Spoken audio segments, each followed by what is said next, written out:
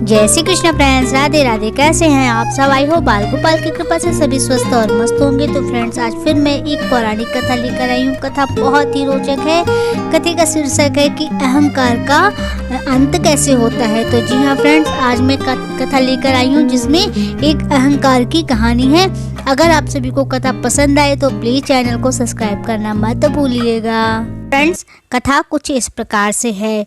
श्री कृष्ण भगवान द्वारका में रानी सत्यभामा के साथ सिंहासन पर बैठे थे और वहीं निकट पर गरुण और सुदर्शन चक्र भी बैठे हुए थे। तीनों के चेहरे पर दिव्य तेज झलक रहा था। बातों ही बातों में रानी सत्यभामा ने श्री कृष्ण से पूछा कि हे प्रभु, आपने त्रेता युग में राम के रूप में अवतार लिया था। सीता आपकी पत्नी थी। क्या वे मुझसे भी ज़्यादा सुंदर थीं? तो द्वारिकाधीश समझ गए कि सत्यभामा को अपने रूप का अभिमान हो गया है। तभी गरुड़ ने भी कहा कि भगवान, क्या दुनिया में मुझसे ज़्यादा तेज गति से कोई उड़ सकता है?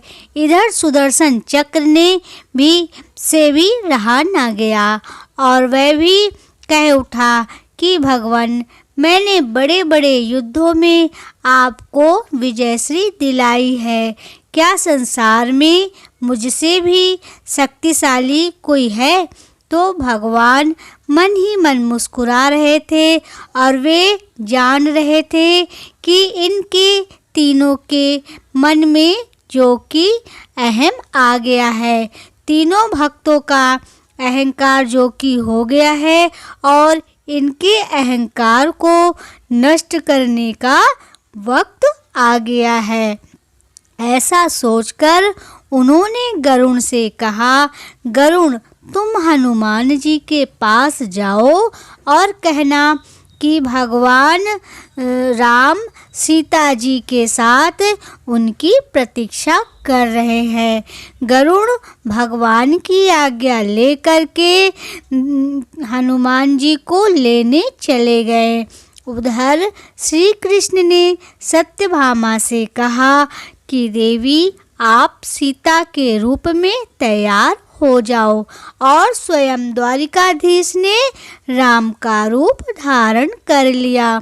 मधुसूदन ने सुदर्शन चक्र को आज्ञा देते हुए कहा कि तुम महल के प्रवेश द्वार पर पहरा दो और ध्यान रहे कि मेरी आज्ञा के बिना महल में कोई भी प्रवेश ना करे। भगवान की आज्ञा पाकर चक्र महल के प्रवेश द्वार में तैनात हो गया।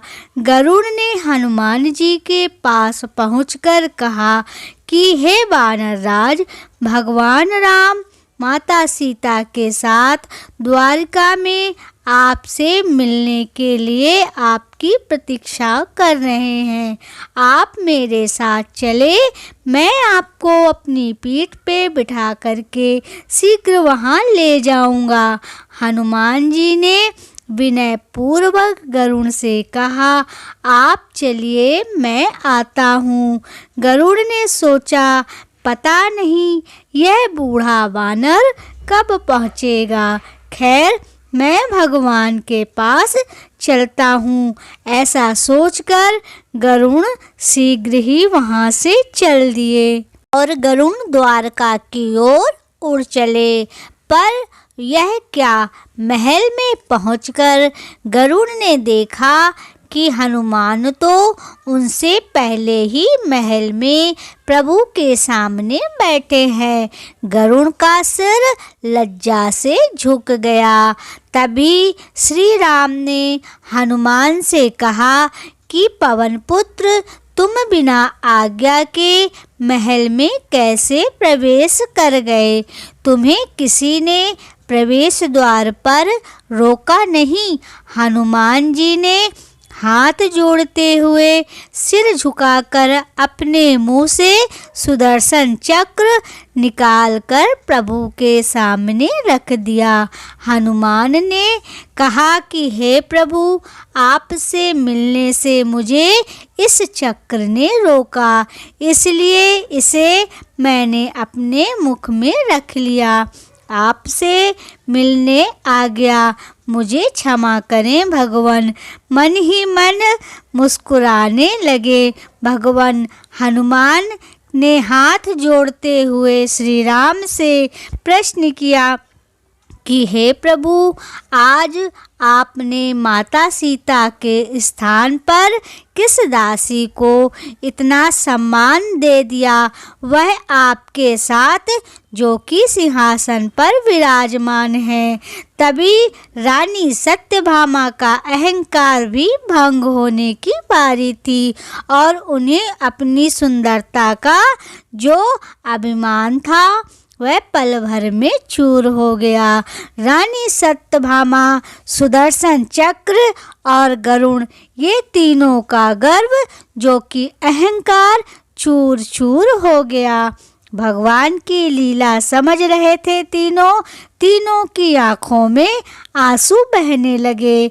भगवान के चरणों में तीनों झुक गए। अद्भुत लीला है प्रभु की। अपने भक्तों का अहंकार को अपने भक्त द्वारा ही उन्होंने दूर किया। फ्रेंड्स, ये थी आज अभिमान की कहानी कि कैसे भगवान श्री कृष्ण ने सत्यभामा, सुदर्शन चक्र और गरुड़ का अभिमान चूर किया। तो अभिमान नहीं करना चाहिए। कभी भी अभिमान किसी का ज़्यादा दिन तक नहीं टिकता। तो फ्रेंड्स, अगर आपको ये कहानी पसंद आई तो प्लीज़ चैनल को सब्सक्राइब जरूर कर दीजिएगा, लाइक, कमेंट और शेयर भी कीजिएगा और हाँ, बेल आइकन जरूर प्रेस कीजिएगा जिससे हमारे आने वाली हर वीडियो के नोटिफिकेशन आप तक पहुंचते रहें। अपना बहुत ख्याल रखिएगा। हम फिर से मिलेंगे एक नई वीडियो और एक नई जानकारी के साथ। तब तक के लिए जय श्री कृष्णा, राधे राधे।